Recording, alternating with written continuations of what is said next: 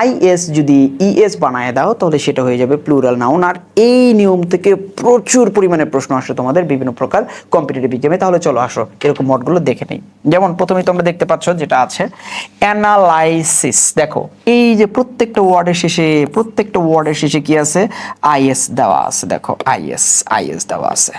এই প্রত্যেকটা ওয়ার্ড এগুলোকে বলা হয় তোমার হলো ল্যাটিন ওয়ার্ডস, এবং এটা যখন আমরা প্লুরাল করবো সেটাকে বলা হয় তোমরা ল্যাটিন প্লুরাল বা ফরেন প্লুরাল বলতে পারো, ফরেন প্লুরাল তোমরা এটাকে বলবা। তাহলে এই যে প্রত্যেকটা আই যখন আমরা ই বানাই দেবো, দেখো প্রত্যেকটাকে বানাই দিছি ই, তখন সেটা কিন্তু হয়ে গেছে একটা প্লুরাল নাউন হয়ে গেছে। এবং এখানে যতগুলো ওয়ার্ড আমি তোমাদের জন্য দিয়েছি প্রত্যেকটা ওয়ার্ড ইম্পর্টেন্ট, প্রত্যেকটা ওয়ার্ড কিন্তু বিভিন্ন কম্পিটিটিভ পরীক্ষায় আসা ওয়ার্ড আমি দিয়েছি। তাহলে দেখো অ্যানালাইসিস সিঙ্গুলার, প্লুরাল কি হবে?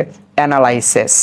Axis access, basis bases, crisis, diagnosis diagnosis, hypothesis, তারপর কি আছে? ওয়েসিস, প্যারেনথেসিস, এরপর কি আছে? সিনপসিস, থিসিস মানে থেসিস।